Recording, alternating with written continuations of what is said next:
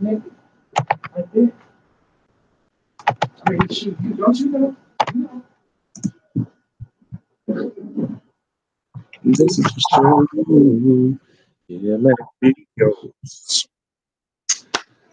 So 5 days until the Dallas Cowboy football. Um, I got Dallas Cowboy football news here. What's up, brother? What's going on, you guys? Dallas Cowboy football news, fifth quarter Cowboys. Thank you for having me, brother. Just dropped a video. If you haven't watched it, it is straight fire. I got Space Cowboy 17 in here. What's up, bro?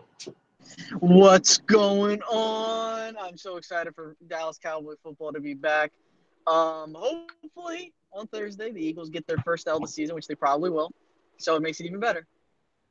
So Jacob Jennings, what's good, bro? I'm live with you. That's what's up. So as you guys know, if you ever want to come on, these are the lives where I give you the link where you can actually join us. All you need is Google Hangout, and you can come and run your mouth like we do.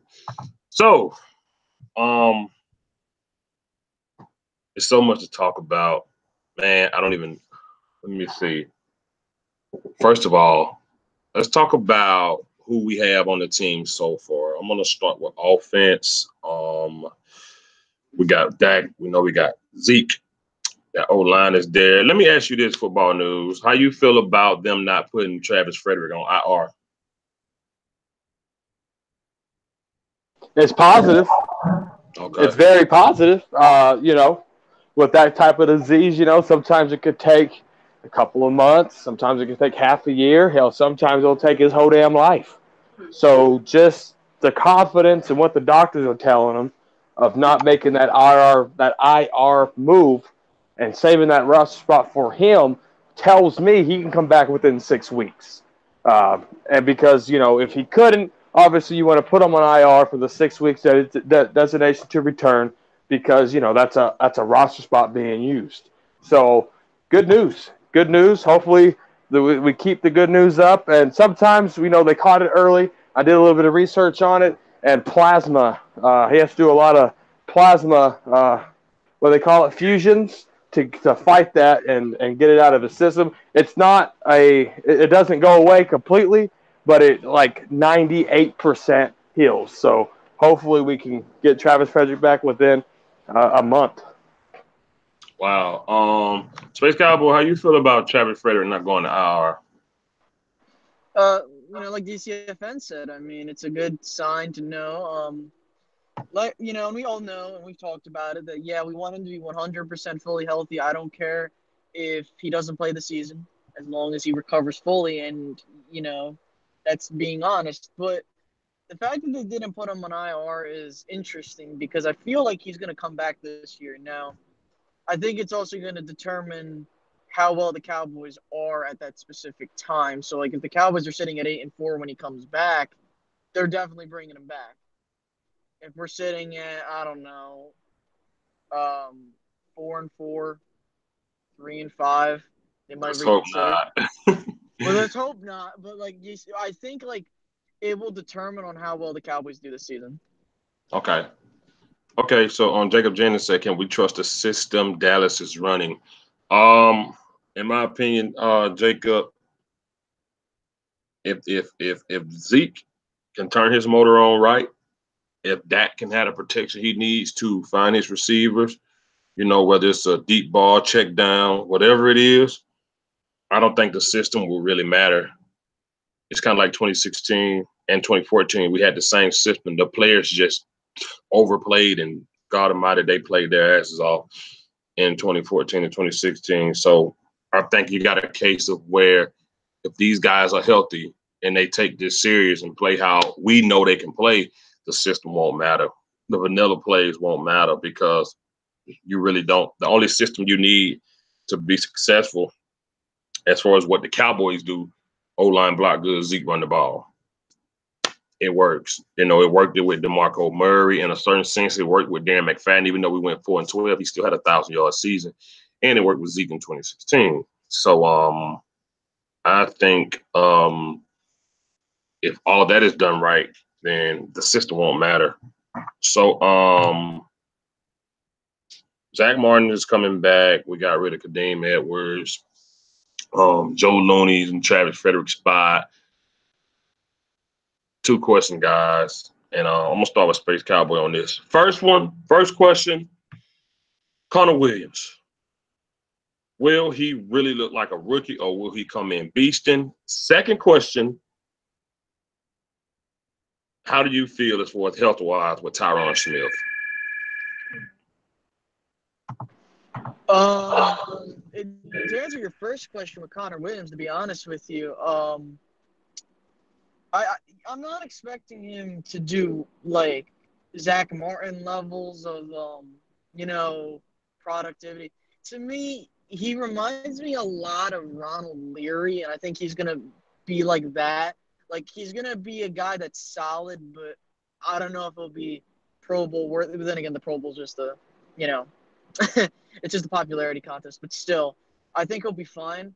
Now, as for Tyron, I think at this point, you had to go under the assumption that he's going to be fine until he's not fine. I know you had to prepare, and obviously you always have to have a plan B, C, D, E, and so on.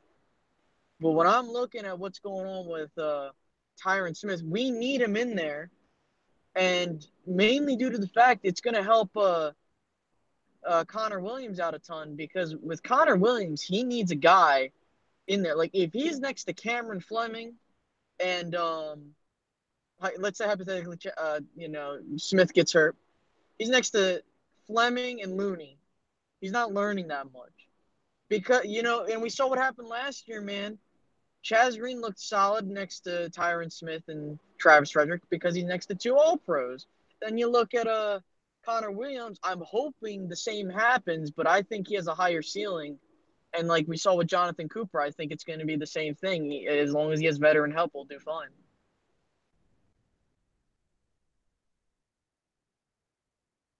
Okay, Dallas Cowboy football news. How do you think Connor Williams will do these first few games, and how healthy do you think Tyron Smith will be? Do you think that even possible?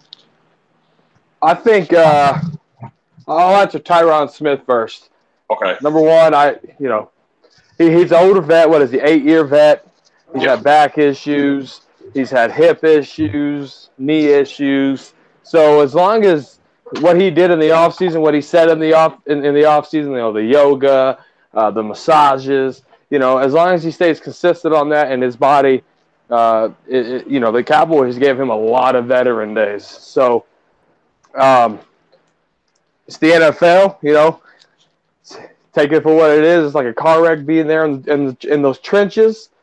So if he does everything right, and because a lot of his back issues was said his hips were in the wrong position, and he was using his back more instead of trusting his legs, right? Because when you lift a 50-pound box, you don't lift it with your back, you want to lift it with your legs.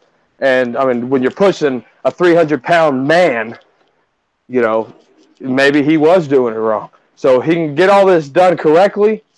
I think he can stay healthy. Connor Williams. Funny you bring him up, Fifth Quarter Cowboys, because I have him as my spotlight player of the game on Sunday. Him and Sean Lee, the general. I think that I don't think the stage will be too big for him, so to speak. He's had some really good preseason. Well, at first, week 1, week 2, he looked a little off. But week 3, week 4, he looked a lot better. And if he didn't look a lot better, the Cowboys would have kept playing him. And he didn't play that much. So the Cowboys were confident in what they saw later on in the preseason to not make him play a whole football game. So I'm liking what I see there.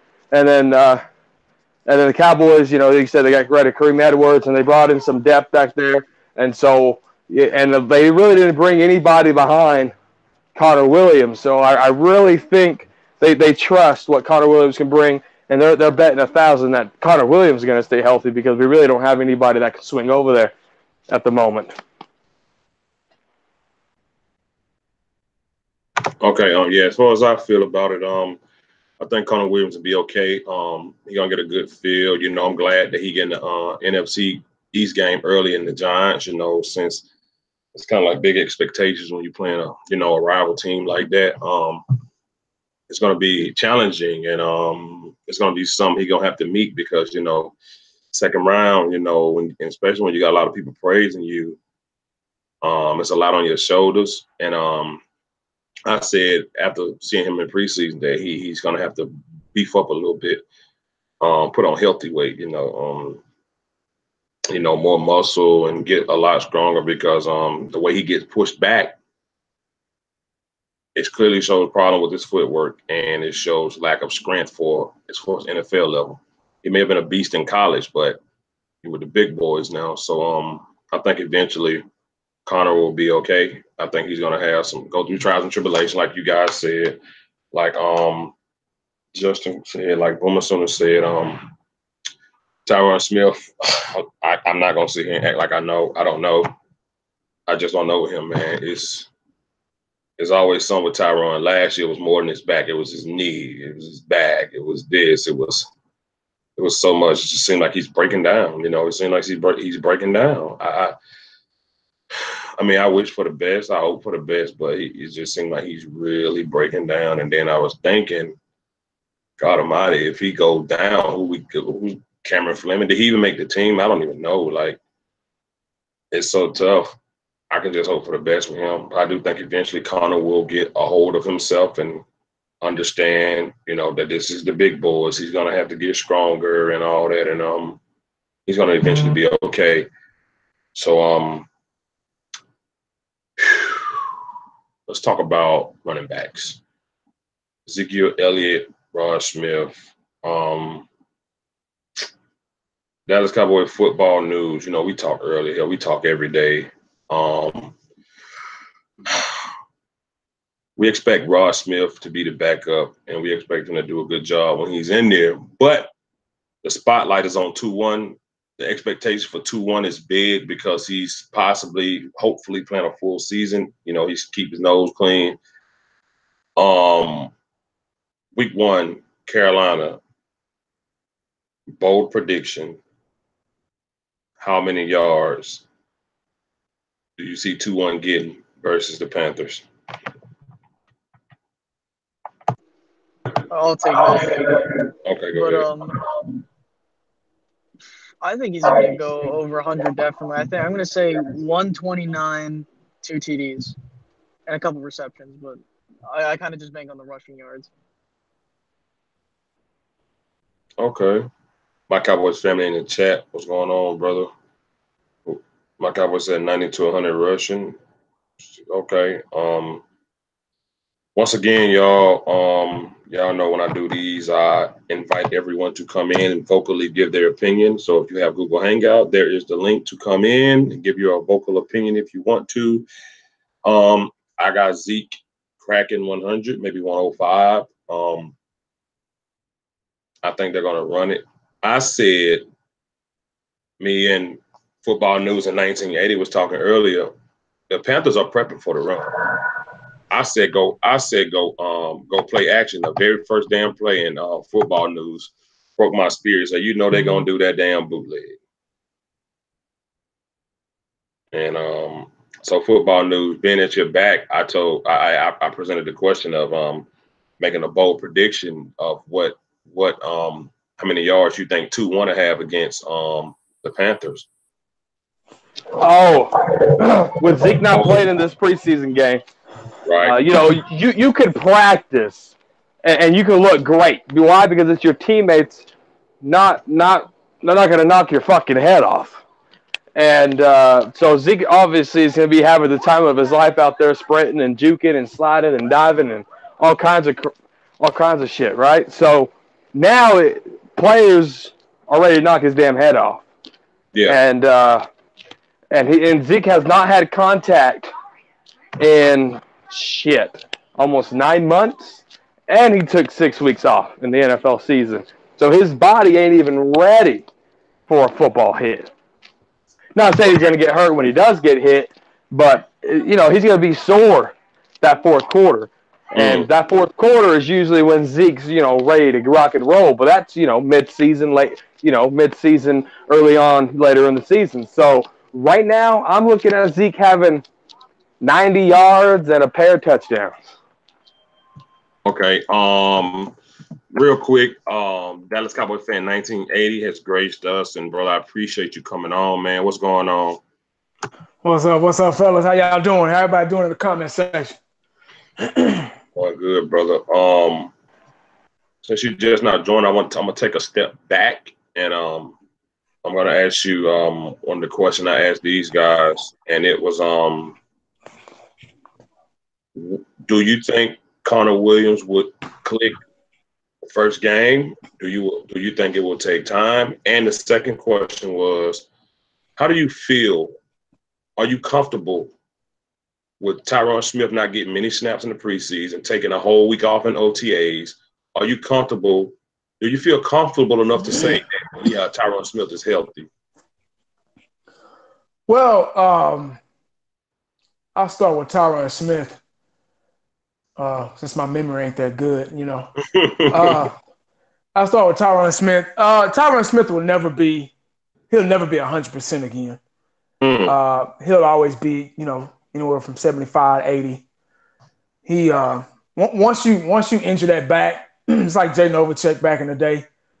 He kept having a ruptured disc and all that kind of stuff, and never could heal right. And your body, you get older, you don't get younger. So he'll never be 100%. Now, he is a professional, and I'm not saying that his, skills won't.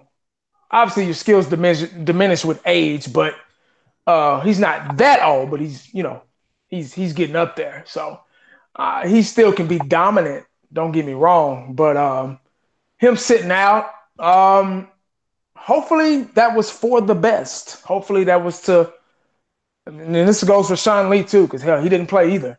Hopefully it's they've healed, they're ready to go. And I'm just gonna say 100% to play. I'm not gonna say 100% because he'll never be 100%.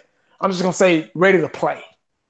And hopefully that's a good thing because you don't want to get him hurt in the preseason. So I mean, I guess that's what the preseason's for. For guys like that superstars that need the rest and need to heal.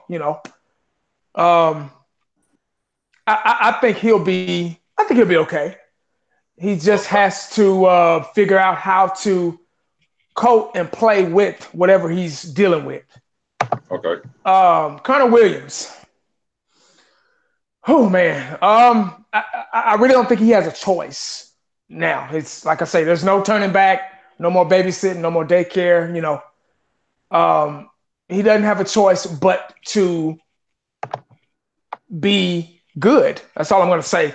He's around good guys.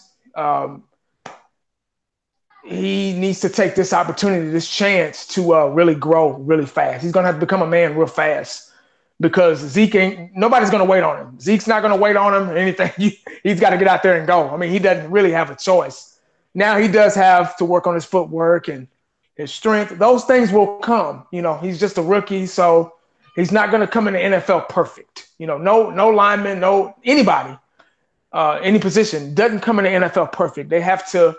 We want him to be perfect because he's a part of this greatest offensive line in the league. We got Zeke, we got Dak. Once we get Zeke going, we're unstoppable. He's now in the midst of it. So we want him to be ready so that train can keep going. We don't want him to slow that train down. That's why us as fans, we're like, oh shit, here goes Connor Williams with the bad feet and, not having good footwork and his strength and his technique. Oh, now we got to wait on him to develop that. And a lot of these positions since we're one of the youngest teams in the NFL, a lot of these positions are back to the drawing board. Young guys, we're starting from scratch. So hopefully he'll fall into place, fall into rhythm week one against a hungry Carolina Panther team.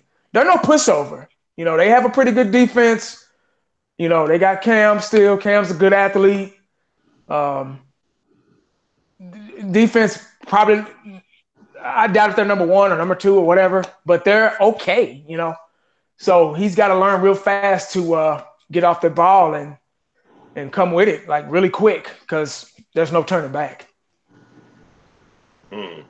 Wow. Yeah, good point. Like you said, he ain't got no choice. Yeah, because No. he's the starter. He's the starter. Yeah, good point, Jacob and Simons. Yeah, he's gonna learn. He'll be fine. I want to ask you, 1980. Same thing I asked these guys just to get you caught up. Bold prediction, very bold prediction. Is 2-1 gonna crack 100 Sunday, man, or you don't see it happening? I think it will on the assumption of the offense. What I said, like I talked to you guys earlier, first game jitters. Mm-hmm. I played the game. I've been there. First game jitters, especially for a quarterback, really got to shake them off. It's hard. That first couple of series, maybe that first quarter, both teams, not just the Cowboys, both teams are, and I said this in my video I just made, both teams are nervous as hell, especially the quarterbacks. You're going to see a lot of overthrown balls. You're going to see a lot of drop balls. Guys overly excited about being out there and being on the field with a game on that's on the line that really counts. It's not practice anymore. It's not scrimmaging. It's not, flag football like it was, shorts and t-shirt and cleats. It's all to the ball in a bad mood. And those first game jitters they exist. I'm telling you, butterflies all the way. And they're going to have to rely on the running game, like seriously. So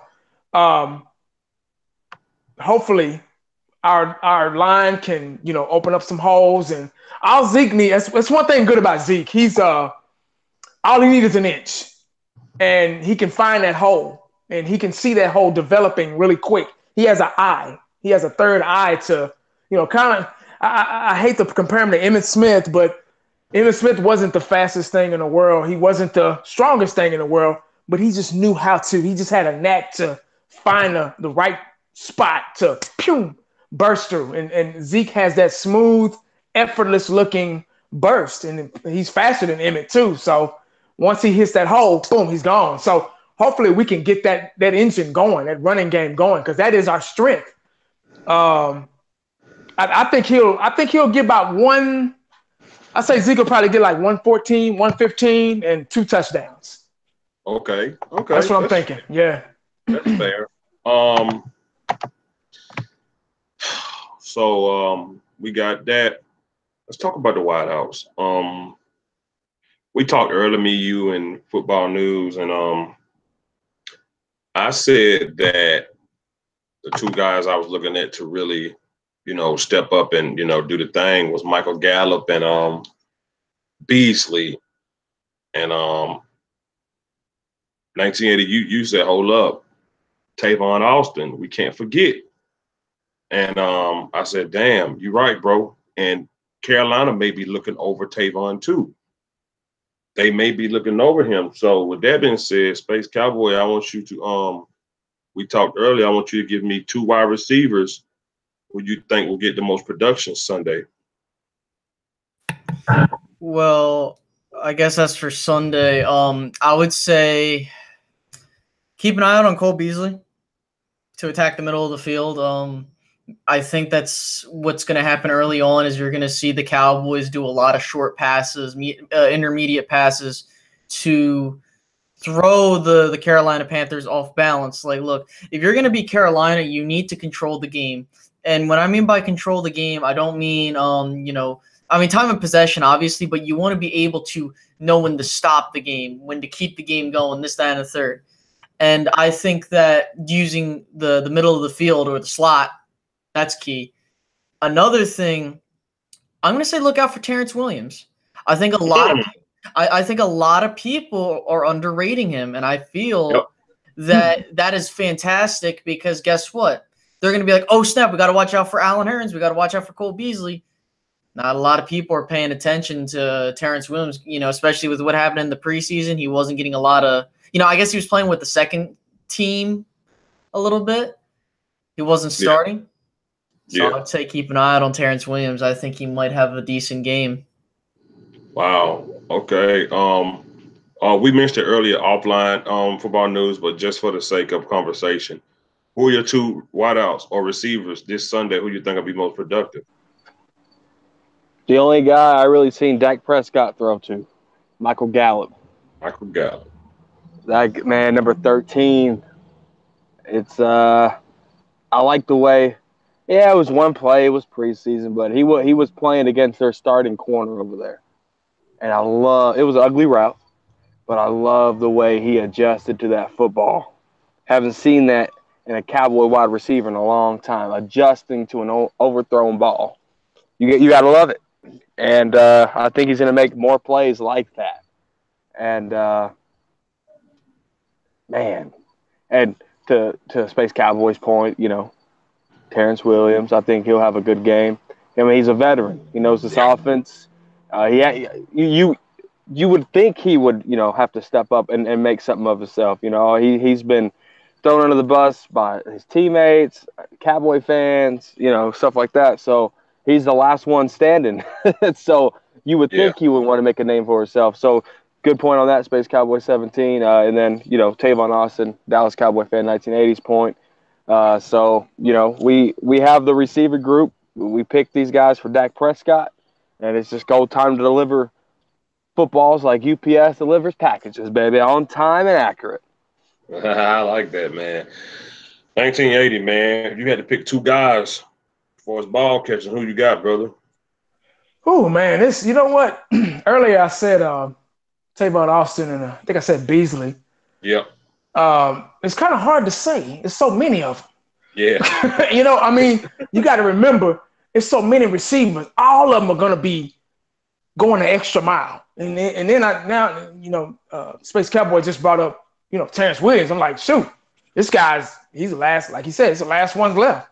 Mm-hmm. Like Pac say, shit, we the last ones left, dog. You know what I mean? So I think with his fire and intensity and what Football News just said about everybody talking about him, talking bad about him, I think he's got something to prove too. So all these guys, Tavon Austin's going to be the wild card. Like I keep saying, they're going to use him in different packages, formations, trick plays, and things like that. He can play line up at running back. He's going to be the decoy. He's going to be the guy that he's going to be lined up at running back, but hell, they're going to be doing something else. Or hell, they might hand him the ball, So he's going to be a very versatile wide receiver. We still got Hearns, Gallup. Man, it's so many. What I will say is just look out for all of them. Like seriously, it's up to Dak to realize who he's comfortable with. We're not gonna have a number one receiver this year. It's gonna be like whoever's open. Boom, boom, boom, boom, boom. Who can I hit? Who can I hit down the field? Who wants? Because all these receivers that we got them for separation. Yeah. All of them have the history of creating separation in college and in the pros. So Dak is, you don't want to have him back too long. You want to help him get open because he's you don't want him to second guess himself because Dak is really bad about that. So you want to hear him get open real quick. Line, give him time to find somebody. Boom. I'm telling you, it's going to be a 1-2 punch. When they're looking for the run, we need to pass. When they're looking for the pass, we need to run.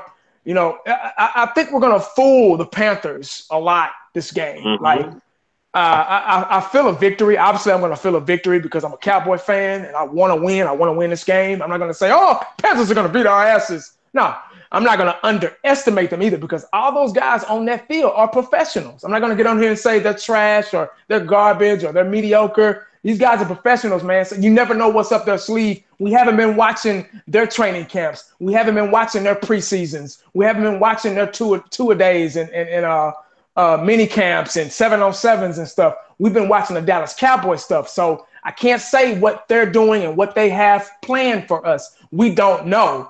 But until Sunday, that's when we'll find out. I believe it'll be a victory. I'm going to go ahead and say 24-10. I'm going to say 24-10. I think we'll win that game 24-10. But, back to the receivers, I think it's just Dak being comfortable with who to find or on the field or whatever. Okay. I want to take some of the football news real quick. He's big on Dak, and B-Bird said Dak doesn't feel comfortable, on throwing across the middle. They say he's also said Dak can't read the whole field. He said that's why he's effective when he roll out. He only has to read half of the field. Do you agree with that? Not necessarily, because when Dak rolls out, he's in the pocket. The average time a quarterback should either have the ball released already, or or he's really thinking about that tight throw. So when he rolls out, all it does is buy time for wide receivers to scramble and find that soft spot in zone or get away from their man. That's why he's effective, because Dak does a really good job of buying time. Tony Romo made a career of that, buying time. So he's going through his reads. Like you can see his head go left to right or right to left. He's really going through his reads before he runs out of there.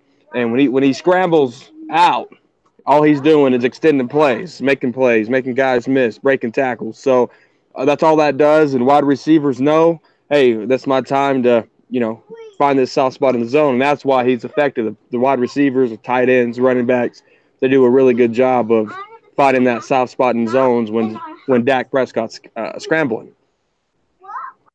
Okay. Good deal. So y'all telling me everybody's saying the Panthers are trash, so all they got is Cam and Luke Kuechly? That's what y'all telling me?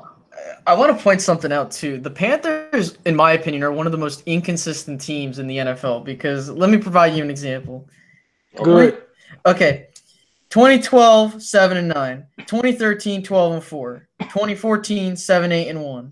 2015, 15-1. 2016, 6-10. 2017, 11-5. I tell people all the time that the Panthers are this team that are they're on and off, because it's just like, I don't know what it is with that team, but for me, the team is completely predicated on if Cam Newton does well in games. People want to be like, well, now Christian McCaffrey is the guy that, no, I don't care what anyone tells me, guys. If Cam Newton is the reason for if that team does well or not. You could say it's the defense, this, that, and the third, but in all honesty, the fact is that if Cam Newton, who plays well off of momentum, if you can't get him going, he's going to suck, and that's just me being honest. That's true. So I think that the Cowboys should be fine as long as they can keep a rhythm going on offense and defense, get to camera. Everybody knows about their offensive line. They lost like 3 guys on their offensive line. And considering who we have at pass rusher and linebacker, I think we'll have a good, I think we'll be fine. We'll be close. Well, we'll see. But I think that the Cowboys should be fine. As long as the pass rush is there, those hot boys better do their thing. I'm telling you. Oh my God, don't get me started on the hot boys. Hey, I just good point, Space, and football news. I just want to say I hope the Dallas Cowboys really focus on the film, and because like what I just said in my video, the Panthers run out of a power I. They use a fullback. We don't use a fullback. They use a fullback, so they like to rotate that fullback and run a broken I or power I, and that's how McCaffrey gets out. McCaffrey's not always consistent, but he's okay. So if our defense can play the way they played in the preseason, I think we will, because this is a new revamped aggressive defense. I've seen. I haven't seen it in years from the Cowboys. When all 11 guys are around the ball, I haven't seen that in a while. I just haven't. And that was without David Irvin. So if we can play like we played in that defense play we played in the preseason, I think if we can fluster, like Space Cowboy just said, if we can get in Cam Newton's head real quick, he's no good. He gets frustrated real fast. He's almost like Jameis Winston. Jameis Winston, if you get in his head real quick, you put him on his ass real quick, he's done. He's done. He's frustrated. He's done. He's out of it. That's just how I feel. I'm serious. I mean, that's just what I think about Cam Newton. And he's a great athlete, but at times they have games and at times they don't.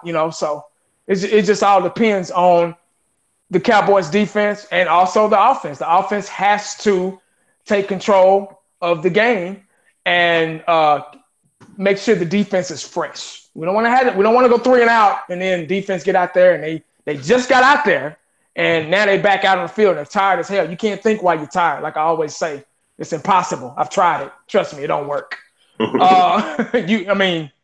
So I think we'll be good on that defense. Putting Cam on his ass. If Gregory starts, I know that's probably another topic for DJ, but if Gregory starts, he needs to start. Goddamn. That's all I got. My bad. No, it's all good. Yeah. We pretty much touched on everything on the offense. One more topic on the offense, and then we're gonna go to defense. Tight end, y'all.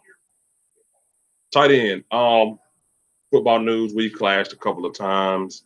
He said, Boomer Sooner said Cam was a crap baby. Football news. We crashed a couple of times about Rico, Dalton Schultz, and all that stuff. But I think we both can agree when we said we really don't have a tight end that we can just say this is our guy. We don't have that guy. That's why they kept all of them. That's why they kept them all. Like, you can't count on Jeff Swain. We kept him just because he was healthier than James Hanna. That's the only reason we kept him. He was healthier. That's why. You can't. We don't know Blake Jarwin. His last preseason game played like trash. Dalton Schultz, I don't know. It's so wacky tacky with him.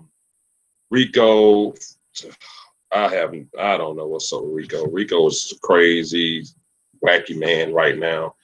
I had this guy back, but obviously they see some in him and they kept him.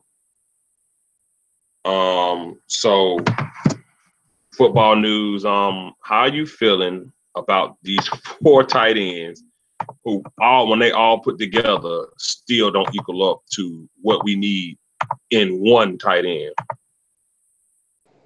I think you're underestimating that position because in this system at the top, because we haven't had a flashy tight end in years. We talked about Jason Witten being slow, but Jason Witten was a reliable blanket tight end that blocked. And so as long as you got the blocking tight end and a tight end that can run a route up the seam or run the Y option like Jason Witten did, you're going to be fine because Scott Linehan does not use tight ends, like the New England Patriots uses tight ends or the Detroit Lions uses tight ends. We depend heavily on our running back, and we depend heavily on our number 1 wide receiver in a Scott Linehan system. So as long as the tight end can block, hold his block, hold the point of attack, and create a hole for Zeke to run in, if one tight end can do that and another tight end can do that, you got your 12 personnel right there. So I think we're overthinking the tight end thing a little bit. Okay, I'll get you a hot dog in just a second. I think we're underestimating the tight end position just a little bit, but Jarwin got hands, Sweem has hands, Sweems can block. Jarwin can block. Rico made the team. He's third stringer now. If they use him like they're supposed to, I think the tight end position they'll probably miss a beat here and there because, they're not Jason Witten. I don't expect to be Jason Witten, but I think that, Jamiz Awalier will help chip block and stuff like that for these guys, and I really don't think you'll see that big of a difference. Okay. Wow. I don't know. I can't really agree with that one. So, Space Cowboy, you also been critical of these tight ends and, listen to football news sometimes over-exaggerate about Dalton Schultz. How do you feel about these 4 guys, man? They're all going to the Hall of Fame. No, I'm playing. No, I'm not too worried because it adds to the unpredictability of the offense because you don't know how they would. Like, for all we know, Jeff Swaim's a guy that's like how Witten was in his latter, part of his career, a guy that's there to convert third downs and just move the chains, nothing special. And there's not a problem with that. I don't think that that's a problem at all. Like, a lot of people want to see skill positions have flashy players. They don't really like it when they see, like, with New England, for example. Like, some people don't like it when they have a bunch of just small white receivers running on the football field because they're like, they don't, you know what I mean? Because it's not like it's not appealing to the eye, if that makes any sense, right? Like you look at Gronk, right? Gronk is this if people want to see a guy like Gronk because he's a huge target and he's a guy that's a huge part in that receiving core. The Cowboys don't need that. A lot of people think you need to have like stars at every position. You don't. It would be cool. It's awesome to have that. Ultimately, you need people to at least do their job. I think Swaim's job is just convert third downs and do what he's got to do. Schultz his job might be, hey, we need you to block. Rico, we need you to go stretch the field. It might be everyone has their own roles. And I don't have a problem with that. I think it adds to the unpredictability of the offense, same way the receiving core is. And I like that. Okay. So before I go on to 1980, I want to introduce Working Class Cowboy. Thank you for joining, brother. How's this night going? Hey, what's going on, everybody? Man, it's that wild man coming back at you, man. What Working Class Cowboys, man. I want to jump on here and just talk about my Cowboys, man. Getting fired up for this game, man. Beat these damn Carolina Kitties. All right. So let's do it, man. All right. Thank you for coming on, man. 1980. How do you feel about these 4 tight ends, brother? 4 tight ends. Hey, what's up, Working Class Cowboy? What's going on, man? How you doing, brother? Hey, man. Hey, it's good to be here, man. Good to be on with y'all, man. I love watching y'all shows. So Thank you, I'm excited, man. Well, let me see. 4 tight ends. It seems like they signed all of them. Kept all of them because they didn't know what the hell to do. It seemed like it. So, I know we run a 2 tight end set. That's what we do. So, I was hoping maybe Rico would start, but I doubt it. I don't know. I don't know what they're doing. I don't know what they're thinking. 4 tight ends. I'm like, really? I don't like this topic. I really don't. It doesn't matter because they don't care about the position anyway. They don't. If they did, we'd know who our starting tight end is. We'd have 2 or 3, and that's it. If they really cared and put stock in and had faith in it, we would have a starting tight end, which I don't even know who's going to be starting, period. Who's going to be number 1, number 2. So it's kind of hard to answer that question because, hell, they don't care about the position. So, I don't know what to – it all depends on how they use them. Ask me that question after week 1 when we win, when we beat the Panthers. Then ask me that question. Okay. Yeah, I think they honestly looking for somebody that can really block to help out in the run. I don't think they give a damn about the passes. I don't think they care about it. I don't think they care. And before I move on, I want to introduce my Cowboys family. I thank y'all for stopping in real quick, brother. How is your night going so far? What's up, man? How you doing? I was listening the whole time. It's a great show. And thank you, man. Heard the tight end talk. I was gonna say you guys pretty much said everything. But I will say this about you're not having a flashy guy. Definitely agree. In this system, we don't. But when we're running 12 personnel or 13 personnel, like 1980 said, I'm curious to know what Dallas Cowboy Football News thinks when we're running, these kind of personnels. Yeah, and you said that for Scott Linehan's offense, we need a number 1 receiver, but we don't have that. So. Explain further. Okay. Football news. Absolutely. I just got done talking about wide receivers, and I brought up the name Michael Gallup. And, right now, a lot of what's going to happen is they're going to stack 8 in the box because, number 1, like I think Space Cowboy talked about this, they're going to underestimate our wide receiving core.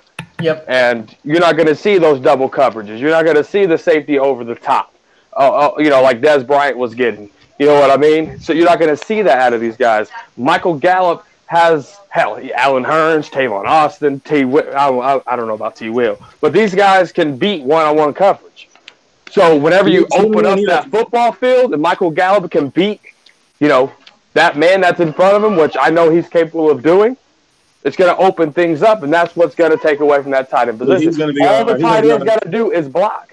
He's going to be our de facto number one, is what you're saying, eventual number one. Exactly. No, I think they're going. We have a committee use by receiver as well, in a way, so that's why I was curious.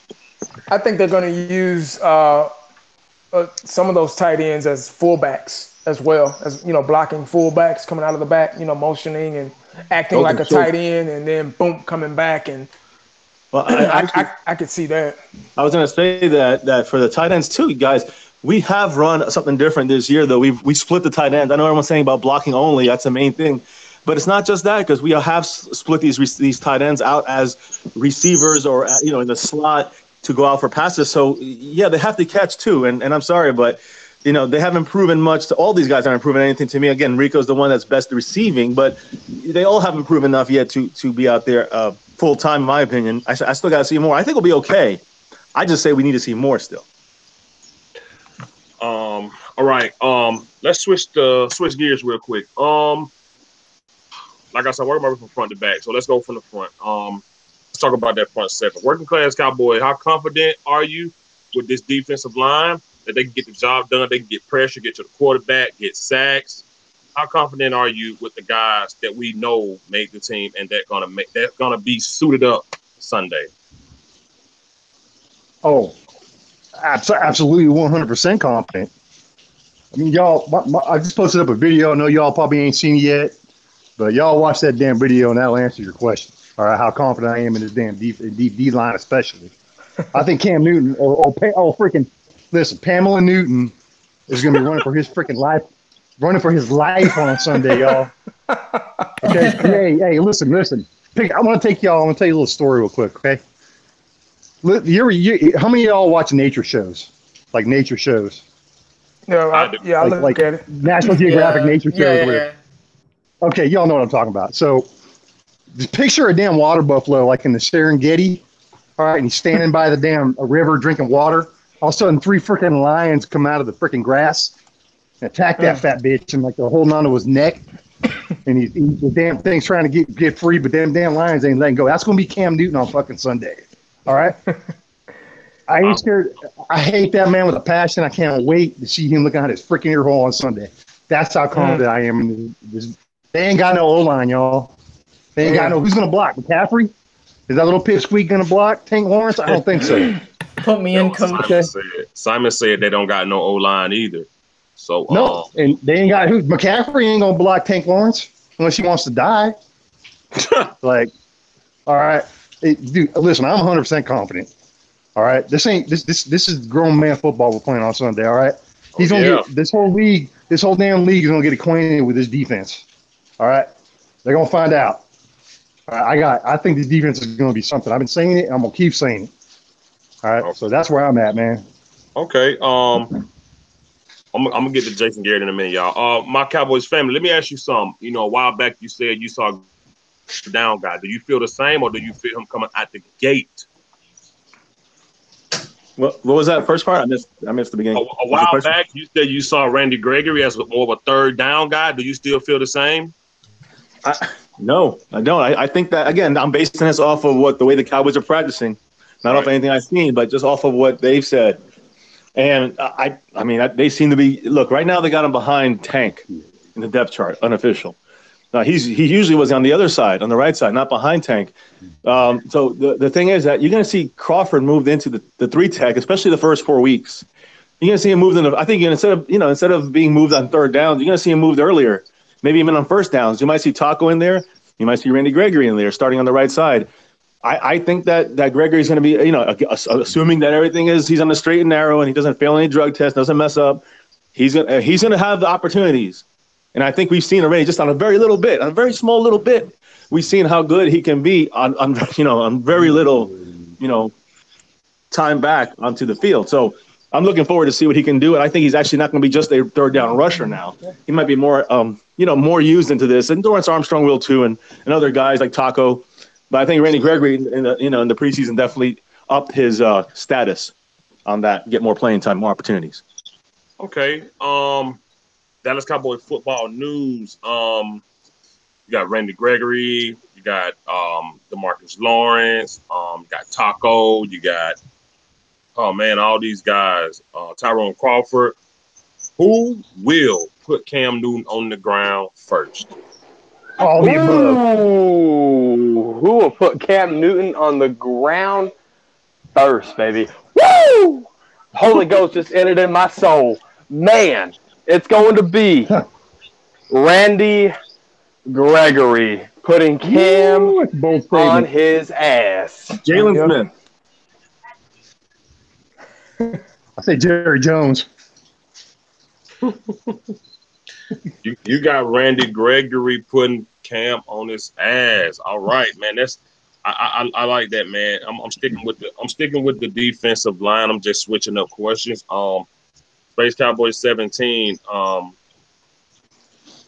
Last year I was being critical of the first round pick here. I was critical of it this year.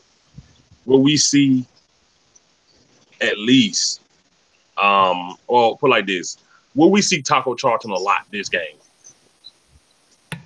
Man, that's kind of hard to answer because I honest to God think with Taco, because of Randy Gregory coming back, I think him and Taco are going to share a role maybe. I don't know. It's very hard because of how stacked this defensive line is, more specifically the ends.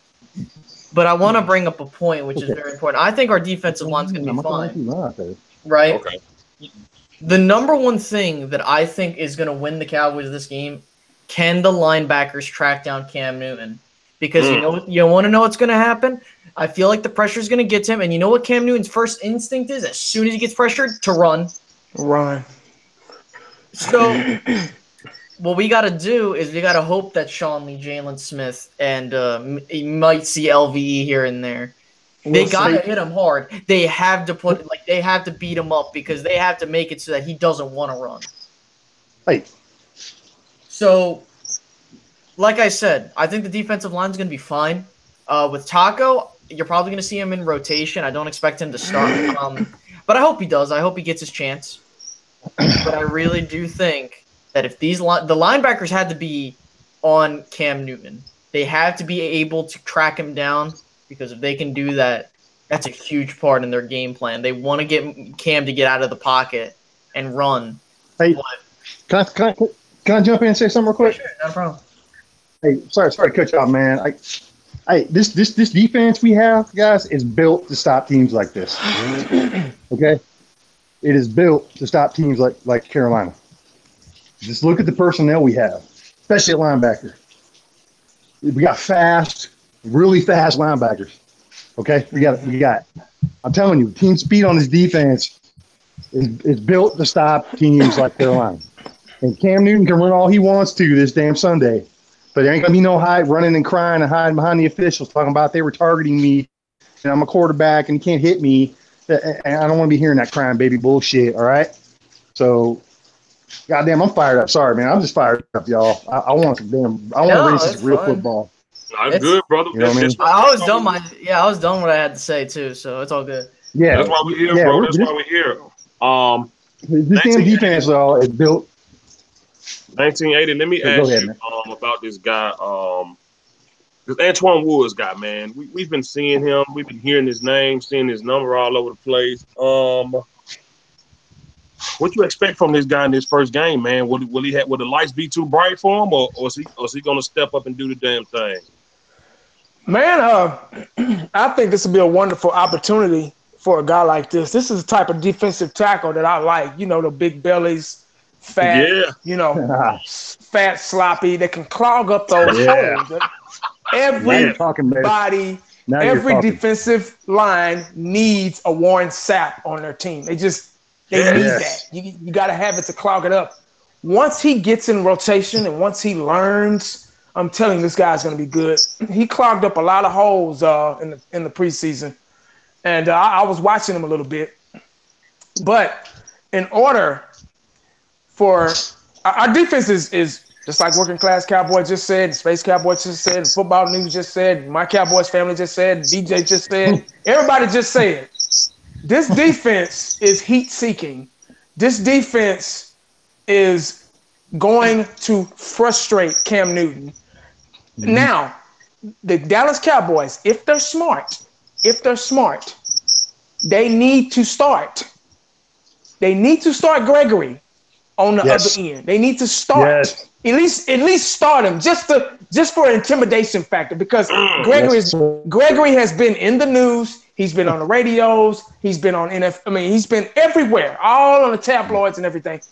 They just need to put him out there just for intimidation. Now, if they take him out second series, okay, let him get his breath, and then put him back in, if they do that, but he at least needs to start that first series on the defense for the defense, because for one, he was the only player. I think he was the first player to get a sack this season, well, preseason, out of the Hot Boys group.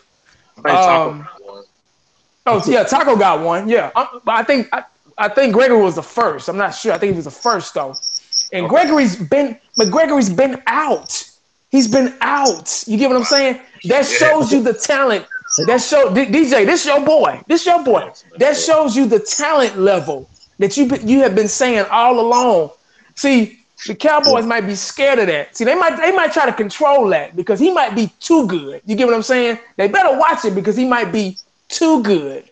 If you let Gregory get on that side, and this is your starting defensive line right here. You got Gregory on one side, you got D-Law on the other, you got Crawford tackle 3 technique, and I got my boy Antoine Woods at the other tackle. That's my starting. That is my starting. If you start those guys right there, I'm telling you, they're going to wreak havoc. I'm serious, because as bad as I talked about Tyrone Crawford, he really stepped up at the tackle position and y'all saw that for yourselves. You get what I'm saying? So I'm telling you, man, if Sean Lee can stay healthy, and everybody stays healthy, and we get the safety position in order, we get those guys comfortable. This defense. But what I keep saying over and over and over, you got to keep that defense fresh, because what I say, they're not any good tired. They're no good tired. So the offense has to do what they're supposed to do, get down the field, milk that clock, keep that defense off the field. As soon as the defense time to get in there, they heat seeking all over again. That's the bottom line, man. That's it. Man, you got me hyped out there, man. That shit got me hyped, man. Hey, DJ, man, it's the unknown of this team, okay? And if you think about on both sides of the ball, offense and defense, look at all the unknown things and pieces and parts in this football team. We got a lot of players that a lot of people don't know what their role is going to be. They don't know how we're going to utilize them. So how's the defense going to game plan for this offense? Yeah, you can go, it's the same scheme, but we got different pieces within the scheme, and we're going to use them different ways, hopefully, and that falls on the coaches. But there's too many. How are you going to game plan for that? How are you going to study film? You can't go, they still got Jason Witten, they still got Des Bryant, because we don't. Those guys are long gone. Who are you going to study? Alan Hearns' film in Jacksonville? That's true. So think about Carolina. How are they going to prep? Working class. Let me ask you this: people said we had such a good record in 2016 because of the unknown. So could it happen again? Oh, absolutely can. It can. They said they didn't know what to expect. They didn't know what to expect from Dak. Zeke was new, so it was kind of the unknown in 2016. So we could. You and I both know it don't matter. It don't matter if Zeke's new or not. Now Zeke's gonna run your ass over, or make you look stupid and run right by you. But yes, absolutely, I think it could happen again. Is it going to? I think that really that falls in the coaches' laps. How are they going to be creative, like we're talking about? Are they going to use Jimmy Olawale as a tight end and put him in motion, give him different looks, put Cole Beasley on the outside? You may not throw to him, but it gives the defense something to think about. Ask 1980. He played football, college ball too. You give that DB something new to look at, he's going to be like, oh, shit, what's going on here? I didn't see this on film. Yeah. I mean, he might work a couple times. He may figure it out if he's a smart player. But if you give him different looks all the time, think about it. I think the Cowboys are trying not to be. They're playing mind games. They're trying not to be too predictable this year. That's why they're doing so many things different. You never know what they could be doing with the 4 tight ends. showing them different looks. Oh shit, this guy's out here now. Damn. Oh shit, it's third and goal. Oh damn, they got Rico out here. Fuck, what do we do now? I thought Yeah, they would have Swain what out the here. hell are they? What? I ain't Yeah, seen this exactly. formation before. What's going on? Right. And they're scrambling around, linebackers trying to get everybody lined up, and damn Dak snaps the ball, and it's too late then. I like. So I'm not saying it's going to work all year, or that's going to be the formula for success all year, but it's going to help. Now I can tell you like this. You damn right. Garrett is worried about not being too predictable because his job's on the line. I don't give a goddamn what Jerry Jones says about him being secure, his job being secure. If we don't make the playoffs this year, he's gone. I hope he's gone, but I think he will be because I think Jerry's going to get sick of it. We got all this talent on this team, and if we can't get it done, then you know what I mean? So, yes, they want to be less predictable, and they want to be, you know what I mean? They want to mix it up. Now, like you all said, it remains to be seen whether they can fucking figure that out. I have my doubts, but okay, we'll see. Okay, so I'm gonna go to my Cowboys family, and we're moving back from the defensive line to the linebacker. We talked about linebackers before the draft. You talked about it. Everybody else talking about the linebackers. I guess it's a two-part question, or maybe three. I don't know. First, Jalen Smith, will he produce not only more, because more production don't mean it's good production. More, will he be better than he was last year? That's the first part. Also, will our first round get the treatment that our first round got last year in Taco? Because we didn't see much of Taco. So will Van Der Esch be under that same slate? And the third part is Sean Lee. How many games do you see Sean Lee playing? All right. So snake pit here. Sean Lee, I see him missing probably. Let's be real. I mean, figure 4 games.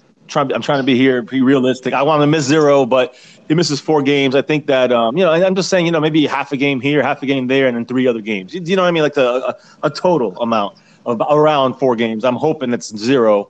But then when I'm talking about LVE. His injury situation kind of slowed his development a little bit in the preseason. We didn't get to see him in preseason other than 1 game. So I just want to see more from him. I think he's going to get a little bit of that Taco treatment. I do think so because we do have 3 solid linebackers. But hopefully, I've been saying this for a while, Sean Lee can stay healthy for at least 7, 8 weeks, 9 weeks. After our bye, and if something happens later on in the year, I think LV will be more ready to go in at that moment. We do have Joe Thomas. Joe Thomas is the replacement. He's the backup to Sean Lee. He's the direct backup to Sean Lee. So I like that as our backup. And if we need him to fill that hole for depth, I like that Joe Thomas, number 48, will be playing for Sean Lee when he misses 4 games or whatever he misses this year. LV, I think it's be a slower transition for him because of the injury and because we have so many linebackers. We have 7 linebackers on the team. We stay with Chris Covington. He'll probably be an inactive most of the time, but they went with 7 linebackers. That's a lot. Now, the last thing was Jalen Smith, and to me, he's my guy this year. He's going to be barring any injury or anything crazy. I think that he's going to be a Pro Bowler. Obviously, his production and his he's going to be much better than last year. Last year, he looked lost half of the year. He looked lost out there, hitting the wrong gap when he was trying to stop the runs on running plays, and just he would just overrun some things, just not there. It wasn't all there. You can see it there now. You can see it from the first day of camp, of the first camp he was in. You can just see the difference in him a year ago to a year to the day when they camp started. So and before camp started. So the OTAs. I really like what Jalen Smith's going to do. I expect a lot from him this year. I expect him even to, in some ways, surpass Sean Lee. And what I mean by that is that, Sean Lee is reliable. He's in there. He's going to get you 14 stops and just reliable guy. One of the best out there. But Jalen Smith's going to add a new thing here to this linebacking core. He's going to add a blitzing threat. I think he can cover better, quicker, faster, deadlier in some ways. So I don't know. I think Sean Lee's the cornerstone, but Jalen Smith is that wild card, and he's going to be the Pro Bowl linebacker this year on this team. Guys, watch it. That's bold prediction. There you go. Man, have a bold prediction. I forgot, and I was kind of critical of Joe Thomas because I didn't know the guy Well, he showed me some pretty good stuff, and I like that. I like that opinion. Football news. You said something about 3 months back. You said you can't keep babying Jalen Smith, whether he's 100% or not. You got to let him go. You got to see what he can do. You got to put him out there. And I told you when you said it that you made a good point. So I'm asking you right now, the production that you expect from Jalen Smith. Let's say he's really good on the blitz. Last year my Cowboys fan said he was missing holes. Will Jalen Smith look like the guy, and will his production this year make sense of us drafting him and taking such a risk? Do you think the production of him in this year would make that draft, concrete? Oh yeah, oh yeah. This is why. Talk about bold prediction. I got a bold prediction for you, MCF. This is why Sean Lee is going to be healthy all 16 games this year. Because of Sean Lee, because of Joe Thomas, Leighton Vander Esch, Damian Wilson, Chris Well, I can't say Chris Tubman. He's probably going to be inactive most of the season. But this is why Sean Lee's going to be healthy all 16 games, is because of the guys that I just mentioned. Because in the past, when Sean Lee was getting hurt, him and Barry Church led this football team in tackles. And then when Barry Church left, it was all up to Sean Lee because the talent behind and around Sean Lee wasn't there. So Sean Lee took the bulk of the load. That ain't going to happen no more. You got defensive ends that can run up the field and hit those running backs first, where Sean Lee don't even have to really do anything. He could probably dissect the play and blow it up on his own. But, Sean Lee's going to be out there eating Cheetos because Jalen Smith, hell, Jeff Heath got to a player before Sean Lee did. This is the type of stuff that's going to make Sean Lee play. And to answer your question, fifth quarter Cowboys, Jalen Smith was worth it the day we drafted him. Yes, sir. Okay. Absolutely. Dallas Cowboys fan 1980. Vander Esch, bro. You did a video speaking out on it when it happened. At the time, we was expecting a big splash. Everybody was saying this and that. That's why we always tell y'all it's just opinion, because we don't really know what Jerry's going to do. And we expected such a big splash. So, you was like, oh, man, Vander Esch right here. I don't mind Vander Esch, but right here at 19? So the fact that we didn't see much of him because of injury, this and that, the growing thing, do you think it was worth it at this point? I think we can do something with him. It's just a fact of a matter of him healing. But I think from what I've seen, like I say, he's a cover linebacker. Every team needs a cover linebacker, and he has those capabilities. When we first drafted him, I didn't know who he was. I didn't. It's not that I say, oh, he sucked or anything like that. I didn't know him. And I've said this a million times. He wasn't a big name. And when we drafted him, I didn't understand it at that time because I didn't know him. Half the stadium out there didn't know him. We were like, what the fuck? So it was more of a reaction than anything. But I don't think it was a waste. I think he's a pretty good linebacker. Unfortunately, he's hurt. It's a growing. That takes a while for that to heal. And I think he'll be fine. I really think that once he gets healed up, he'll be ready to go. And I don't think it was a wasted pick. I think he'll be fine. It's just the fact of matter when and how they're going to use him, how he's going to, be plugged into the defense. With the three we got out there right now, is a good bunch. Wilson and and Lee. As long as Lee stays healthy, we'll be fine. Jalen Smith is the luck of the draw. I mean, you don't find linebackers like this all the time. And the Cowboys drafted him hurt for a reason. So because they knew he had something in him. So he's a next level type linebacker. So, but back to Vander Esch, I think he'll be fine once he gets healed. I don't think there was a wasted pick. I really don't. But that's my cue, man. That's my last thing. I'm gonna go to bed. I got to get ready for work and stuff like that. So All right, yeah, man. I appreciate you coming on, bro, man. Thank you, bro. Yes, sir. All right, man. Y'all take it easy, brother. All right, dog. Before I move on, I want to introduce Simons. Thank you for coming through, bro. Chopping it up, talking about this game Sunday. Keeping all these positive vibes going around this chat. How you doing tonight, man? I'm good, y'all. How y'all doing, man? Oh, we good over here, bro. Like I said, thank you for coming on, man. Let me go to Space Cowboy 17.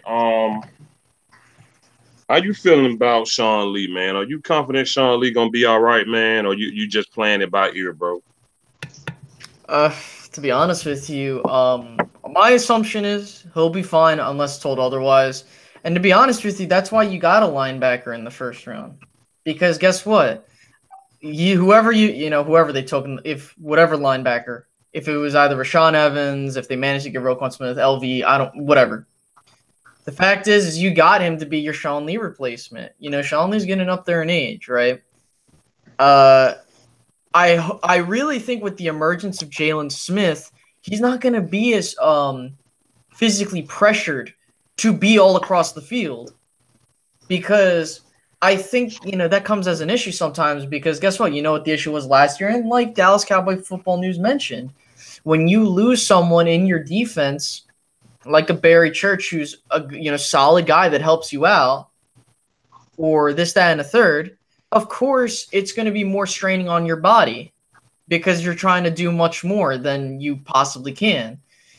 Now, I'm not trying to create the excuse for like, oh, well, if we lose Sean Lee, then, obviously people need to keep their jobs. No, that's not what I'm saying. But the fact is that if I'm looking at Sean Lee, and we've been noticing, like Dan Bailey got cut for, well, it's because money reasons, this, that, and a third. If Sean Lee has another season where he's injury riddled, depending on how bad it is, we're gonna start having conversations of, do you release him? And I'm not saying we start talking that now, but that's what's probably gonna come up, man. Cowboys are not afraid to go young. I can see it happening. Yeah. I agree. Simons, let me ask you something, man. I was gonna ask 1980 because he's the king of this, but he dipped. These cornerbacks, bro. What you expecting, man? All of them. Just give all the cornerbacks. What you expecting, man? I look at it like baptism under fire, especially Sunday. Yeah. I think they're going to be okay. I'm not saying they're going to be great. I'm not saying it's a no-fly zone, but I think they're going to hold their own. I know it's definitely especially next week. I mean, not to throw this off, I think we're going to find out a lot about this secondary next week with Sterling Shepard, Odell, Evan Ingram. We're going to find a lot, because I really don't think I don't know. I've been listening to this. I don't see what everybody's big deal is about Carolina. I think Carolina is overrated. I don't think they're that good. I think that this could be this is like I kept saying in the thread, this is a team we supposed to beat. Even with that mediocre coaching staff, we could walk through this game. I just don't. I try.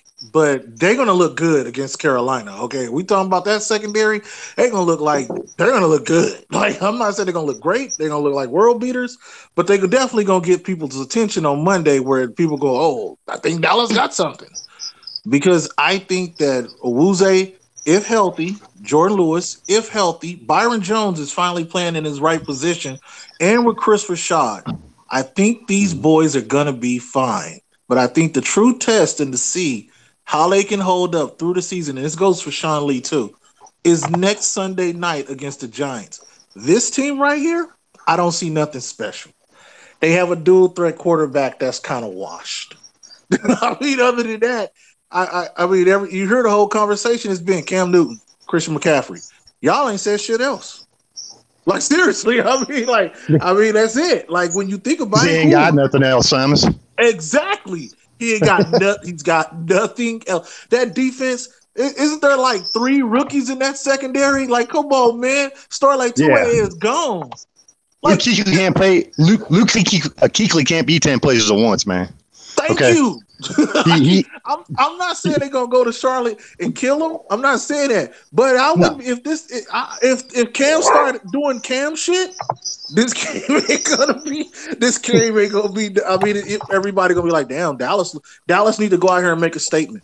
They need to go out here and show everybody." Because when you look at the previews and everything they saying, it's like, "Oh, can they do it without Witten? Can they do it without Dez? Go out there and have a good game." Listen, Dak. It just seems to me the last couple of years, Dak wanted to just get that ball at everybody and not just settle on one or two guys, a prima donna and an old guy. So now you can distribute that ball to whoever you want. You got that. I mean, Joe Looney is gonna he's gonna hold it down. He's gonna have his moments, but he's gonna hold it down.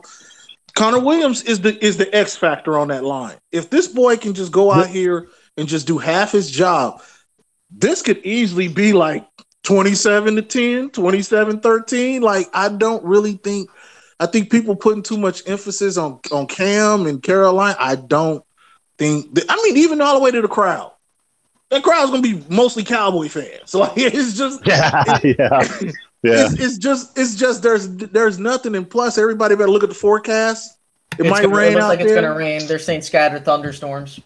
Cam don't play good in element, folks. Zeke is an all-terrain running back. All.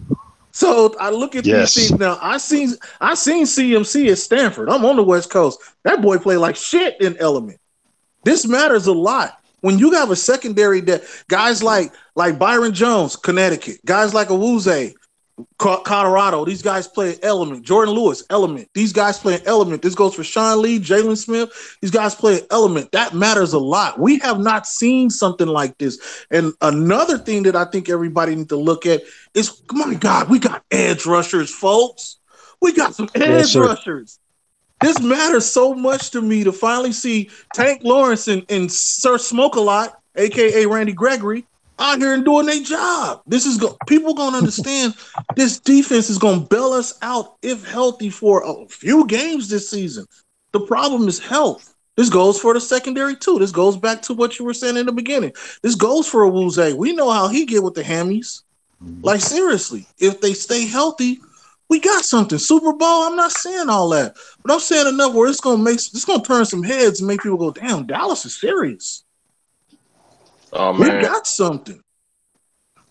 Yeah, good point. Working class Cowboy, how you feeling about Byron Jones and Cheeto, man? Man, look, I think we got something with them two kids, man. I really do. But like Simon said, man, if they stay healthy, okay. But Cheeto, man, I'm just telling you, I see the attributes. I don't want to go out on a limb and say shut down corner, but you see some attributes there that kid continues to develop on the trajectory and arc that he's developing now. I see shut down corner in the future. Okay. He got the size. He's mean. He plays nasty. Like, he's physical. And so is a lot of people say Byron ain't physical, but I've been seeing a little bit of physical play out of Byron. I think Chris Richard's going to bring that shit out of him, bring that killer out. You know what I mean? I hope so. Because I don't want to see this. He's a damn hero of the freaking preseason, and he goes and we got Binos out looking for 31. Where the fuck did he go? You know what I mean? Like, I want to see some consistency. I want to see the shit carry over to the regular season with Byron. So I can't get super excited about Byron. I'm excited about the athleticism and the potential. You know what I mean? I think he's in his spot. I think this is where he should have been the whole time. You know, but I want to see it translate to the regular season before I get real excited about him. You know? I agree. Okay, I agree with that. Space Cowboy, you know what we got at safety. How you feel about our safeties, man? Who's our starting free and I'll be the starting free safety. Now I'm playing. My 5'4" self ain't doing crap. Now, but I believe it's going to be Jeff Heath and I think Kevin Frazier, unless I'm told otherwise. I don't know what's going. I know Tyree Robinson made the roster. I think we'll be fine. But I will tell you this: the long-term answer at safety might be in question. But then again, we got to see how they play this year. People forget. You do know that the Cowboys at safety, right? Everyone remembers J.J. Wilcox, and then Barry Church. Barry Church was undrafted. J.J. Wilcox was a 5th-round pick, and they were solid. They were solid at their position, right? Right. Barry Church did his thing, and they didn't have to do too much. That's what I think. When I look at our starting safeties, that's what I look at. Now, do I think they need to shore up the position at some point? Yeah, sure. But for right now, I think the Cowboys should be able to do fine. They just got to do their job, man. That's all they got to do. They don't have to do anything flashy. They don't got to do anything like out of the ordinary. Like, they need to have 7 interceptions. No, just do your job. That's all I need to see from them. Okay. Hey, can I jump in real quick there, sure. freaking DJ? Go ahead, bro. Hey, Simons, man, let me ask you something, brother. Oh, for sure. Hey, what you think about this Campbell kid we signed as safety, man? You think he might be a little something? I've been looking at film on him, and he can hit. But what do you think? Have you looked at him at all? I heard about him. I haven't looked at him because one guy. I'm glad we're talking about safeties. I've been talking about this guy all summer. Tyree Robinson, University of Oregon. I'm not think saying you got something there with him. We got something there with him. Like, I'm seriously. I've been saying this kid's name all summer. Yeah. When I found out he made the 53, I was happy as hell. I'm not sold on a kid like you are, man, but I've been hearing you say it. Okay, so let me ask you what sells you on the kid. Okay. What you saw him. He's all over the field. I like that. He's a ball hawk. I like that. He's a turnover machine. He's got good vision. I got good speed. 6'4". The kid can move, man. I mean, seriously. He can move. Yeah. I was having a discussion with a friend, and he was calling him Patrick Watkins, and I was like, "Oh, no. He's not Pat Watkins at all." But this kid, I don't see that. No, I mean, he's a good safety, but listen, man, I'm gonna be honest. I could talk about Tyree till the cows come home, but listen, I'm gonna say it. I've been saying it for the last week. All right, it's time to stop fucking around. Just get him the 2nd-round pick and go get Earl. I'm tired of it. I'm waving the white flag. I give up. Go get Earl. Man, quit playing. Let me say this, man. This is a topic that everybody pretty much wanted to wanted to hear us talk about. My Cowboys family, Dan Bailey, a decision. I said I really didn't care about it because it is what it is. I saw Simon's video, he said he ain't tripping over no kicker.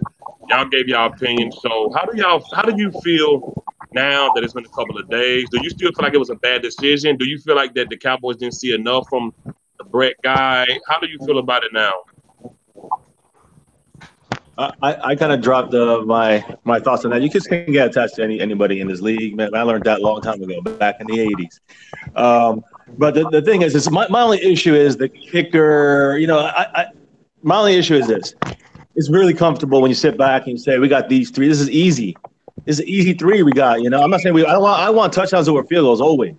But, when you don't have to worry about that kicking game, it's a real, a real luxury that I think is overlooked.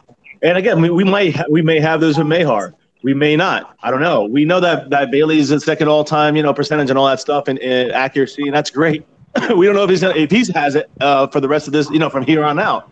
Whatever the Cowboys thought, that they decided to go with Mayhar. My only issue is, did they even have this as a kicking competition? Did they even have this as a, did Bailey even know that this was like, it just seemed like he didn't get a chance. Like, why not let him kick a 57-yard field goal? You know what I mean? It just didn't seem like they messed up the dead stuff. They messed up I don't know. Maybe this is the passing the baton thing when it comes from Jerry Jones to Stephen Jones, Will McClay. I don't know. They're just like fumbling it right now. But all in all, I understand what they're doing, and I think they're better for doing this in the end. But Fiance wants to say something real quick. Hold on. No, I don't think there would have been a better time to let him go than now, unfortunately, when you look at his contract and his injury history. But when you look at his record, it still hurts because, like you said, we don't know what we have with Maher yet. But Dan Bailey is personally responsible for 14 Cowboy victories over his 7-year career. 14 victories directly attributed to Dan Bailey. Wow. So it's the thing is that, Maher as much as we like what we see from him yet, he's still unproven, and I'm still worried that, we just don't know if we're going to get that same kind of consistency. My thing here, that's Beyonce. My thing personally is what have you done for me lately? And that's just the way it is. That's the name of the business. And that's why I said that if they're going to let him go, Bailey, this is the best time you to do know it. what Bailey did lately? You know what Bailey did? He missed short field goals last year. He missed extra points. He, the first time in his life, he did not look like Dan Bailey in practice and in training camp. So again, we know the preseason didn't get a fair shake. Rico didn't get a fair shake. He made the team and he was out smoking weed. I can't believe that shit. So, yes. Hey, brother, let me cut you off for a second, man. Hey, just take a breath, man. Like, seriously. I'm not knocking you. I'm not making fun of you, brother, at all. I'm not belittling what you're saying. What I mean by that is, brother, I've been watching football for 40 years, okay, NFL, for 40 years of my life, okay? I ain't never seen this much hubbub and damn talk and concern over a fucking kicker in my life. Okay, I understand Dan Bailey, okay? He's a good kicker, okay? But it's a fucking kicker, man. Yes, they can win games for you. Yeah, but in the big to me, it's not about Dan Bailey. You see, you got it wrong, bro. To me, it's about a kicker. A kicker is important in your team. Believe it or not, we've won many and lost many games in our history. I've been watching football for 42 years, so I understand what you're saying. Yeah. So I've seen the same thing, and I know when we have a good kicker and a bad kicker, it does make a difference to a team. Now, in the end, we need touchdowns, so fuck the kicker in that sense. But let's be realistic. If you have a kicker, we can have a different kicker every 3 years. You're gonna say, "Oh man, was that a good decision or not?" I don't care about the money. I don't care about they're saying it's about the money. I don't know if I believe that. I don't know how much of that is really about the money. Either way, it's not about a hubbub about a kicker. It's about Dan Bailey, his name, or whatever he's done in the past. I just think about, I want to make sure we're shored up at our kicker position. That is an important position. But at the end of the day, that's my man, issue. Exactly. Man, listen. Hold on. I agree with my Cowboys family right here. Like, I don't give a damn what the position is. It's not just about him being a kicker. I said initially that I didn't care about us moving on from Dan Bailey, but at the same time, you can't step in and tell someone, "Hey, man, don't be so damn rough. It's just a kicker." You know what else is just a kicker? Fucking Mason Crosby or whatever his fucking name was that won that game over versus Green Bay. But that's not why Green Bay won that game, bro. So that shit. But no, what I'm saying is, that's not what I'm saying. What I'm saying is, the way somebody values a position, the way a fan values a position is the way they value it, and the way you value yours is the way you value yours. So to come at someone, don't get me wrong, man. I'm not knocking him for feeling that way. It's not fair because it's just a kicker until it's fucking 0.5 seconds on the clock, and you got a 40-yard field goal, and you need exactly. a kicker. So it's not just a kicker. It's just a kicker. Yep. You're scoring touchdowns. But if it's a damn Super Bowl, depending on that kicker, you crossing your goddamn fingers and hoping just that kicker win the game. No, I hear you, man. I'm not trying to fight y'all or nothing. I'm not trying to start a fight between all of us. I'm just saying, like, I don't share the same sentiment. I just think a lot of it has to do with what I mean by that is, and MCF, man, that was not a knock on you, brother. You know that. It ain't personal. I'm not trying to be a dick or nothing. Hey, it's a good discussion. Wait, let me just be honest here. Yeah. Your game should not come down. Now, listen, I understand it will happen. I'm not disregarding that. Yes. But the point I'm trying to get at is that you should never be in the position, regardless if you're on either side of the ball, to have a kicker win you the game. And that's no knock on Dan Bailey. That's no knock on him. I thank for what he has done. I thank you for that, Dan Bailey, for what you did. But let's be clear: the Cowboys should never be in a position to be like, "Well, we need a field goal to win the game." And I know it's going to happen. How many times did New England win field goals in the Super Bowl and won this whole? I'm just curious. 3 Super Bowls. Okay. I mean, damn, we can't even get through a playoff game. I can't be thinking about no Super Bowl. But that's even more so why we need to think about having a kicker secured back there. I'm not saying. Wait, time. I'm not saying disregard the kicking position. I think that's a common misconception that I'm starting to see here. But that's no knock. I get what you're saying. What I'm saying is, and I say, like, with every Super Bowl, I don't care. I don't care if it's the Cowboys. I don't care if it's another team. If you're New England, right? Remember their first Super Bowl where they won by a field goal? They were up 17-3. They should have never been in that position. Okay? If you look at the Carolina Panthers game, they were up, the Carolina Panthers Super Bowl. They were up by a touchdown.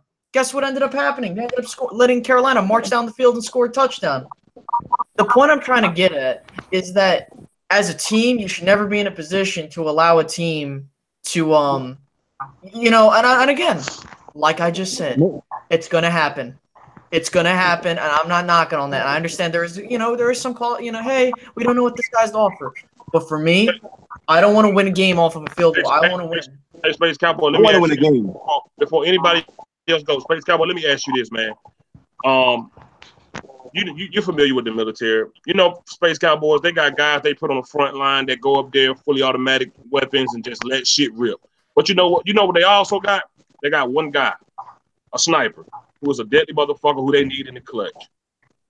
Mm-hmm. Every guy matters. I don't give a damn what you're doing. If it comes down to a damn field goal, then that's what that guy's for, and that's what it comes down to. You can't blow every team out to where you're winning. Other teams get a paycheck to be good too. Tom Brady get a paycheck to do his job, and by doing his job, he put points up. Now, if the other team put points up, that's not Tom Brady's fault. That's the defense's fault. And if Tom Brady don't have another chance to go out there to make another touchdown because there may be not enough time on the clock, you got to put that other guy in who you pay to finish off the game, and sometimes that guy is the damn kicker. Mm-hmm. And like I said, there are going to be situations where you need a kicker to win a game. I'm not disregarding that. What I'm trying to say is, I don't care if it's offense, defense, etc. Your point of, you want to win games decisively, right? Isn't that the goal? Didn't we complain, we all, all of us probably at some point complained about us kicking field goals? You're not going to win games by kicking field goals, right? November 21st, 2011, against the Washington Pocahontas Redskins. It was nothing but field goals, and a field goal, every point on that game, December 21st, 2011, was made by a field goal on both oppositions. Exactly. Yeah, and I remember that. But that's not how you should be winning games. You shouldn't be winning games off of field goals. You should be winning off of touchdowns. That's what I'm trying to say. But it happens. Yeah, but you need that. What if we had a shitty kicker? We wouldn't win that football game. Okay, but you're comparing Dan Bailey from 2011 to Dan Bailey now. No, I'm comparing how important field goals were. You know what fans do? You know what we do? If the game come down to a field goal and Dan Bailey misses, everybody like, oh, he's trash, he trash, he trash. But if he's making them throughout the season, everybody's saying automatic Dan, automatic Dan. So if the Super Bowl came down to a field goal and Dan Bailey made it, we would say he's the greatest kicker in the world. I remind y'all, field goals don't matter, and also working class, also to you too. Kickers are a deal, man. Without them, the PAT, the 7 point, that shit matters. If Green Bay didn't have a good kicker that game, we'd have won the overtime, and we probably would have won. So kickers do matter. So that's why I just didn't understand you saying calm down. You can't. I'll see if we had a trade. I'll see if he was talking about Mike Nugent, or we talking about automatic Dan here. So he got a right to feel the way he feel about it. I didn't say he didn't, but I know you did. But what I'm saying is, you could have just gave your opinion without telling him to calm down. So telling him to calm down is kind of like disagreeing with his opinion and almost wanting him to change it. Wait, what? Wait. Yeah, I agree. I apologize for being, I didn't mean to start damn tussling here. It was just, I just think there's a lot of. Can I say something? Let Simon go, bro. Listen, this is the discussion I've been having all season with Cowboy fans. Listen, y'all, we're in uncharted territory. Unlike most teams, we're cool. But face it, this is a rebuilding year, not in a bad way. Most teams go through rebuilding years. It's like 3-13 or 4-12. No. It's just we're not familiar with none of these people. Listen, Automatic Dan, 11 years. Jason Witten, 15 years. Des Bryant, 8 years. Come on, man. It's just now, week 1, Carolina, you look around and you go, who the fuck are these dudes? Seriously. Mostly everybody except for who? Sean Lee and JP Lissendor or some shit? It's just we don't know these dudes. We can do all the assumptions and all the analyzing and all that shit. We're not going to find out a goddamn thing about this team. We didn't learn shit in the preseason. All we knew is Chris Rashad. We didn't learn shit. If you really look at it, we didn't learn shit. I'm not talking about dubs and L's. I'm talking about the entire team. We didn't see Zeke. We didn't really see Dak. We didn't see shit. We seen Dan Bailey. Dan Bailey not even on the team no more. Seriously. We can sit here and nitpick all of this shit. That's my frustrations in every video I've made recently. It's like, God damn it, why are we analyzing shit we don't know about? Because out of every team in the NFL, we're the unknown team. We're the most targeted fucking team, but we're also the unknown team. Everybody gonna sit there. I don't give a fuck where you are. You're gonna sit there and go, holy shit, I finally get to see my team. Seriously, because we don't know. We ain't seen. Have anybody seen Zeke run? We can do all the assumption in the world. He might break Eric Dickerson's record. He might break DeMarco Murray record. Have anybody seen him run? No. Has anybody seen Dak throw besides the pass to Gallup against the 49ers? No. We ain't seen this kid kick. I've heard stories about this kid making crazy kicks in camp. And I ain't heard a now motherfucker bring that up. But people keep wondering why Dan Bailey lost his job. Because they seen this dude kicking the shit out of a ball, beating this man in a close competition. Has anybody brought that up? No. Nope. It's not about money. It's about that shit that most people don't know about. This is There's a lot you don't know about what goes on with this team, and that's my point. Exactly. No, but like we can sit here, like I said, till the cows come home. The only way this team has absolutely no identity. I said it in the video. We should just all make a video called Dallas Cowboys Identity Crisis because we don't know nothing. Nothing. This is why I don't really even go to these no chats, no nothing no more because it's like we don't know shit. None of us. Like we can't sit here. I told this other Cowboy fan to make videos. We can't sit here and get pumped off what Undisputed and these other assholes saying because they know more about the Cowboys than we do. We don't know. We don't know if Kayvon Frazier and Jeff Heath are going to be good. We don't know. Them dudes don't know shit about the Cowboys. Nobody really knows shit about. Like right now, honestly, we all sitting here with the Scooby-Doo because we don't know. Yeah. Listen, I said in my video tonight that it's probably just posted up. I said it like that, man. Fucking, Shannon Sharp, just because he played in the NFL, that motherfucker don't know what's going on with the Dallas Cowboys right now. Okay, he can say all he wants to about my locker room when I played. Yeah, fucking 30 fucking years ago, dude. And you didn't play for the Cowboys. Just shut the fuck up. You know what I mean? Those assholes get paid. They get paid to do the same thing we do. The only difference between us and them is they get a check. Like, they played in the NFL, right? But That's the difference, really. Shit. Like they what, in the 90s when I had a Jerry curl? I don't want to hear that we shit. Their ass in the Super Bowl, yeah. Well, I mean, like it's like, dog, you can't, you nigga, you ain't played since the early 2000s. You can't tell me shit about some dude in 2018. You an analyst. Some of them dudes don't even like your ass. The first thing they get kicked off the team. What they do? Get on Twitter. They shit on you. So you ain't getting shit. Jason Lockenford, they go for you too. They don't talk to you, motherfuckers. So y'all gotta make up shit, say shit. Randy Gregory could be in trouble by the end of the week, bitch. You full of shit. You just making up shit. Like that's why I tell everybody I don't watch these clowns like that because I don't let them piss me off because they don't know shit. Chris Carter, you a bitch. How you gonna criticize one man when you used to snort coke? And nigga, I know the homie who used to sell you weed back in the day. Like I can't listen to these dudes. I can't listen to none of this nonsense. I can't, man. It's like I can sit here and say Zeke gonna have 120 yards and 3 touchdowns, and Zeke go out there and tear his ACL. I'm excited to see this team because I don't know a goddamn thing about this team. For the first time in a long time, I want to see these dudes. I loved a lot of these dudes in college. I seen anybody in here seen Rico Gathers at a show? Anybody heard Rico Gathers when he was around them broads talk about how much he didn't like football? No, Will has. And I ain't saying Simons. I'm saying my government name. That's why I don't like Rico Gathers. And I tried to tell everybody from the beginning. Don't put this dude on the squad. Now everybody like, wait, oh no now. He don't like football like that. He don't understand the playbook like that. I know I talk a lot of shit in my videos, but my God, I wish some of y'all pick up the phone, holler at your boy off this shit. Because I know a lot of shit. I just don't sit here and do that. I don't have sources, but I've been around this game my whole fucking life. Like I try to tell people, this is going to be a good team. Don't go over the top with Super Bowls. Take this shit game for game. We have an on-the-road game and a pro-Cowboy crowd in Carolina. This team is ready to play. That old dusty fuck is not our offensive coordinator. It's Chris Rashad. Them other assholes, they know they playing for their job. When Dak got cut, they told him, bitch, get your shit together or you gone. Because your coach is that young brother that's sitting over here yelling at the defense. Well, Oh, I all said I, that? Oh, my bad. I'm in theirs. Okay, thank you. I mean, you know what I mean. They know what I mean. It's just Yeah. I'm hyped for this, y'all. I mean, seriously, I want to see these boys come out the tunnel. I want to see these boys put on the show. I think this is a good team. And again, we should not lose to a team like this. This team is not good. This is probably the like Saints, Falcons, them, then the Bucks.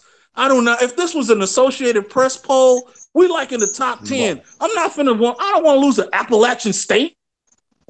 Like seriously, they're on that level. They're like in the lower 20s. They beat up, man. Like I can't sit here and pump these dudes. I can't sit here and there ain't nothing about them that is great to me. Like they're on the decline. They got one good player. The other player got a headache and he cries on the field. I look at games like that. They're just nothing special. I keep hearing Carolina Panthers, oh, we got something to stop Zeke. No, if we go out there with that same vanilla putrid ass offense, yeah, they gonna get us. But if we go out there and we utilize Tavon Austin, get this man in plays to be on the field, utilize Dak and his mobility, utilize Zeke. So I tell everybody, Michael Gallup is a third down assassin. Use this man right. I want to see. Bro, that got you. Hey, look. I'm done. I gotta yo, everybody on here and everybody watching my Cowboys family going live in 5, and I appreciate everybody for coming on, man.